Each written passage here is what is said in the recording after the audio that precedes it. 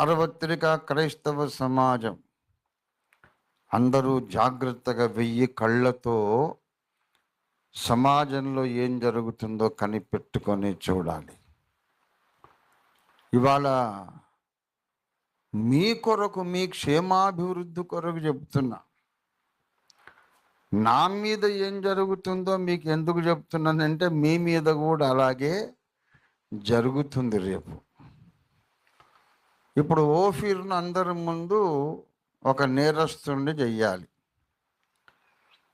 ఓఫీర్ను ఒక foul game ఆడైనా సరే ఓడించాలి, పనికి మాలినోడని పక్కన నిలగొట్టాలి అని ఎన్ని ప్రయత్నాలు చేస్తున్నారు. నాకు తెలియదు, ఆయన పేరు తెలియదు, ఊరు తెలియదు. శశిధర్ గారు వచ్చి వాళ్ళు చెప్పారు, ఓఫీర్ గారి ప్రసంగాల వలన, పాటల వలన నేను ఎంతో దీవించబడ్డానని ఆయన చెప్పారు. నేను పిలిచానా ఆయనను, మీరు కనుక్కోండి. ఎక్కడున్నారు శశిధర్ గారు? ఉన్నారా? ఆయన నేను పిలిచానా? నేను పిలవలేదు. ఆయన వస్తాడని కూడా నాకు తెలియదు. యాక్చువల్గా నాకు చాలా నీరసంగా ఉంది. ఏం చెప్పాలి, ఎలా మాట్లాడాలి ప్రభువా, నాకు చేత కావట్లేదు అనుకుంటుంటే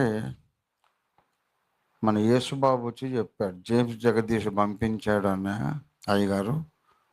ఒక మల్కీపురం నుండి ఒక పాస్టర్ గారు వచ్చారు, 5 నిమిషాలు సాక్ష్యం చెప్తాడంటే అమ్మయ్యా, నాకు కాస్త ఊపిరి తీర్చుకునే టైం దొరికింది. ఆయన ఆ కాసేపైనా చెప్తే ఈ లోపల నేను ఏదైనా ఒక పళ్ళరసం తాగి బలం తెచ్చుకోవచ్చని అనుకున్నాను. అటువంటి పరిస్థితి నాది. ఆయన సాక్ష్యానికి టైం అడిగితే పోన్లే ఒక 10 నిమిషాలు ఊపిరి పీల్చుకునే టైం దొరుకుతుంది నాకని అనుకున్నా. అంత నీరసంగా ఉన్నాను నేను. ఆయన నిలబడితే ఏం చెబుతారో అనుకుంటే, నేను శంకరగుప్తం వచ్చినప్పుడు ఆయన పాస్టర్ గారు మరి వచ్చి నేను చేసిన ప్రసంగాలు విన్నానని సాక్ష్యం చెప్పారు కదా. ఇప్పుడు అలాగా ఓఫీర్ గారు అబద్ధ బోధకుడు, అందరినీ మిస్లీడ్ చేస్తున్నాడు. వీడు ఎవడో 2, 3, 4, 5 తయారయ్యారు. ఆ 4, 5 ఎక్కడో కూర్చొని వాళ్ళు నా మీద అక్కడి నుంచి రాలేడు. ఓఫీర్ గారి బోధల వలన నేను బలపరచబడ్డాను, ప్రార్థనలో బలపడ్డాను, కన్ఫ్యూజన్ తొలగిపోయింది, నా ప్రశ్నలకు జవాబులు దొరికినాయి. కొంతమంది ఏమో ఏకంగా ఆత్మహత్య చేసుకోవాలనుకున్న వాడిని నేను తప్పించుకున్నాను. కూలిపోయిన కుటుంబాలు కట్టబడినవి అని వేలాది మంది సాక్ష్యాలు ఇస్తుంటే, ఎవడో ఎక్కడో, నా ఇల్లు ఎక్కడో తెలియదు, ఏం తెలియదు, ఎక్కడో కూర్చొని ఆయన దుర్బోధకుడు అంటున్నారు. మరి ఎలా నిరూపించాలి అంటే అబద్ధ సాక్ష్యాలు కావాలి. యేసు మీద అబద్ధ సాక్ష్యాలు సమకూర్చుకున్నారు, కానీ ఒకళ్ళ సాక్ష్యం ఒకళ్ళకి సరిపడలేదు. ఇప్పుడు ఏమంటారంటే, ఒకటి ఇక అబద్ధాలే కల్పించాలి, లాభం లేదు, లేకపోతే వేరే ప్రయోజనం లేదు. ఇక ఒకడు చెప్తున్నాడు, పరిశుద్ధ బైబిల్ గ్రంథంలో పొరపాట్లు ఉన్నాయని ఓఫీర్ గారు చెప్పాడు. బైబిల్ గ్రంథంలో పొరపాట్లు ఉన్నాయంటావా, you are nonsensical preacher, అది ఇదని అన్నాడు. అసలు వాస్తవానికి నేను ఆ మాట అననే లేదు. విశ్వాసముతో, విధేయతతో చదివేవాడికి అన్ని విషయాలకు ఒక వివరణ దొరుకుతుంది. భక్తిహీనులు చదివితే వాళ్లకు కొన్ని అర్థం కావు. తేడాలు ఉన్నట్టుగా బైబిల్లో కనబడుతుంది, కానీ బైబిల్లో తేడా ఉన్నట్టు వేరే ఒకదానికొకటి వ్యతిరేకత ఉన్నట్టుగా ఎక్కడైనా కనబడితే అది బైబిల్లో పొరపాటు కాదు, నీ బుర్రకాయలో పొరపాటు, నీ అవగాహనలో పొరపాటు. దానికి ఏదో ఎక్స్ప్లెనేషన్ ఉంటుంది. నీకు అర్థం కాకపోతే దాన్ని పట్టుకొని నువ్వు ఎక్కువ బాధపడకు.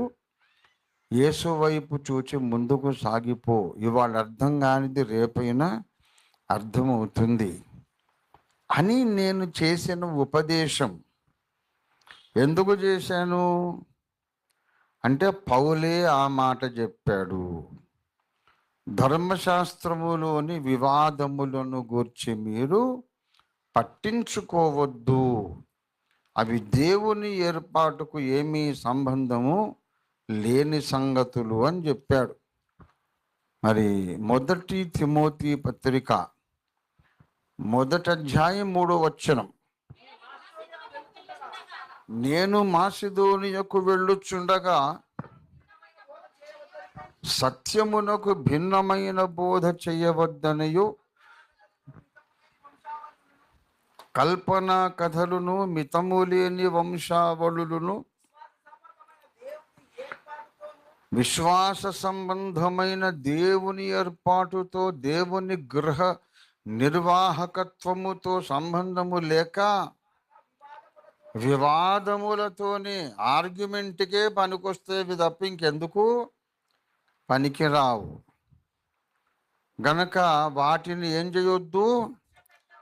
నేను చేసిన ఉపదేశం అది. లక్ష్య పెట్టొద్దు. యేసు వైపు చూడండి, యేసులాగా మీ వ్యక్తిత్వాన్ని మలచుకోండి, చెక్కబడండి అని చెప్పాను తప్ప బైబిల్లో అర్థం కాని విషయాలను మీరు అసలు పట్టించుకోవద్దని చెప్పాను. అంతేగాని బైబిల్లో అంత తప్పులే ఉన్నాయని నేను చెప్పానా? I never concluded any message saying that Bible is full of discrepancy. దాన్ని ఎక్స్ప్లెయిన్ చేశా.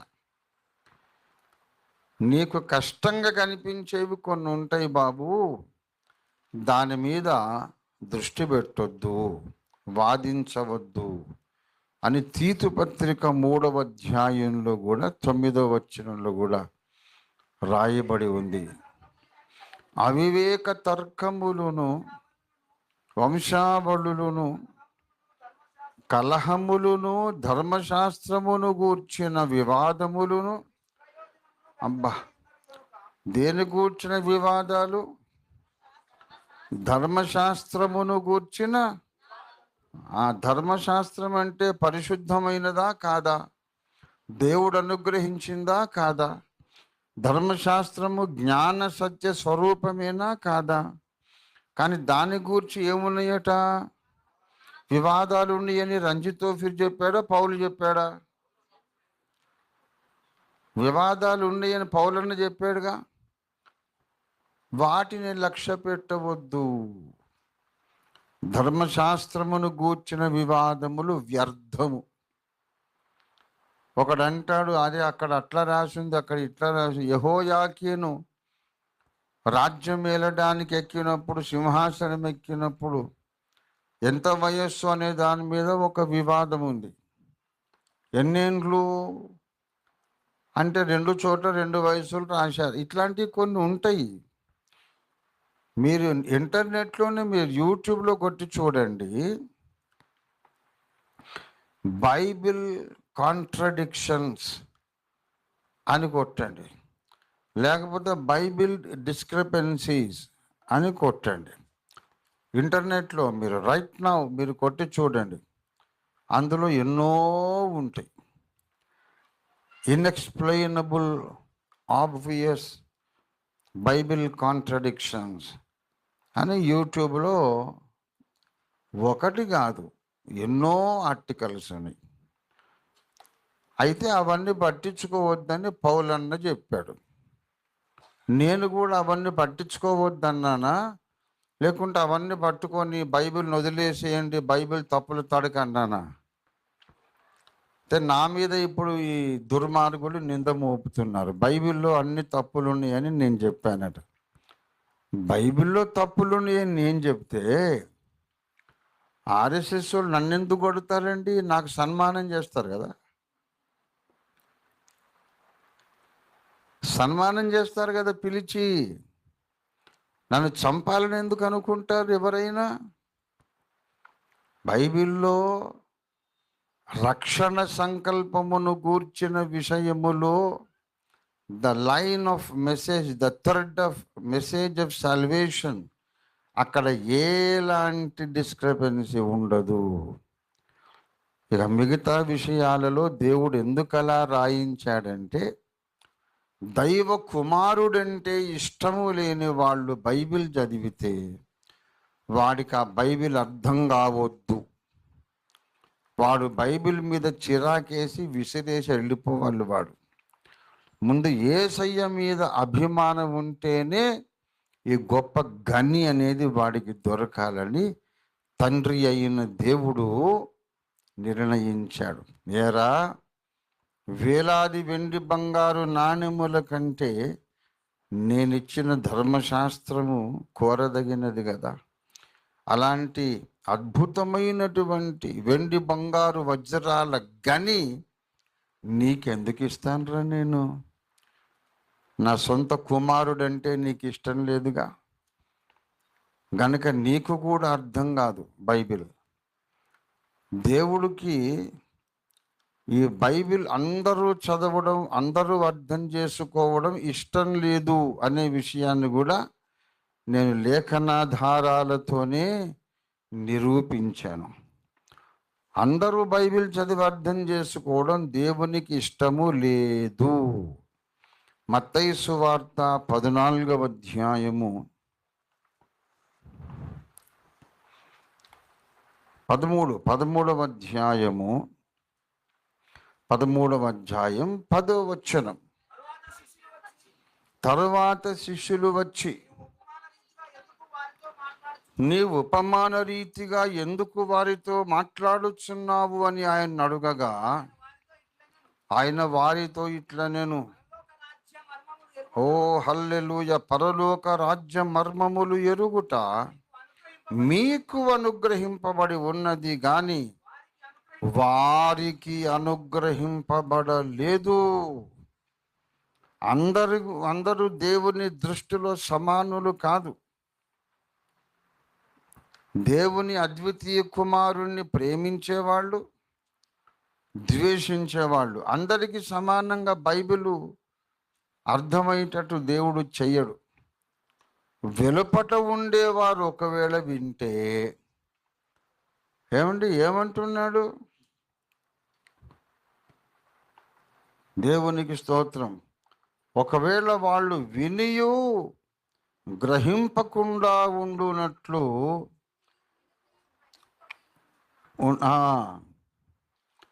దయచేసి మార్కు సువార్త 4:11-12 చదవండి.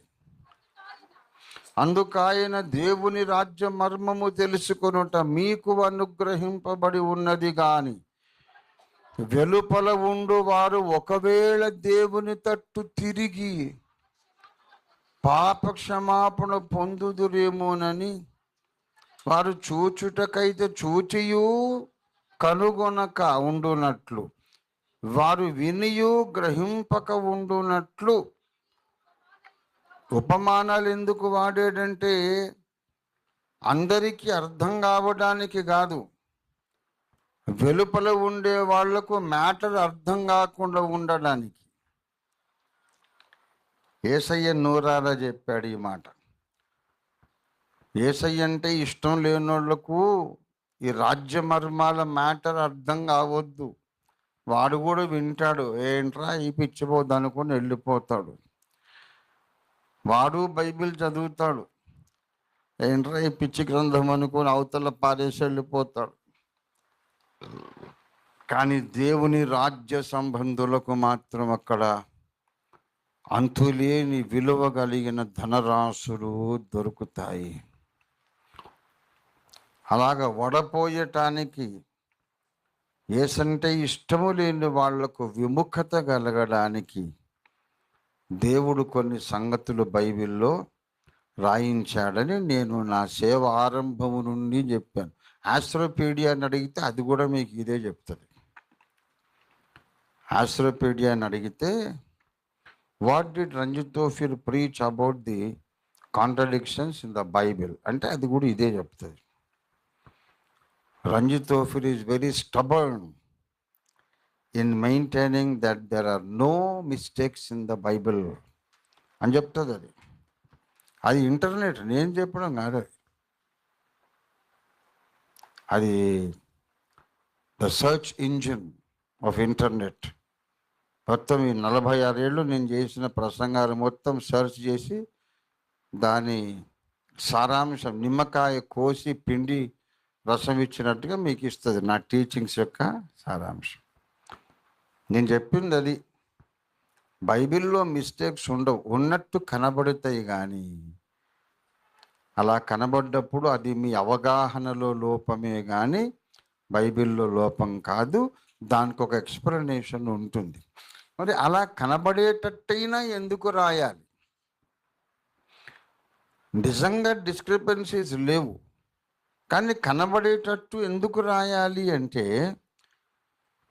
దేవుని రాజ్య సంబంధులు కాని వారు, వెలుపల ఉన్నవారు కొంపదీసి ఒకవేళ దేవుని రాజ్య మర్మాలు తెలుసుకుంటారేమో, వాళ్లకు విముఖత కలిగేటట్టు దేవుడు ఇలాగూ రాయించాడు. That is God's policy.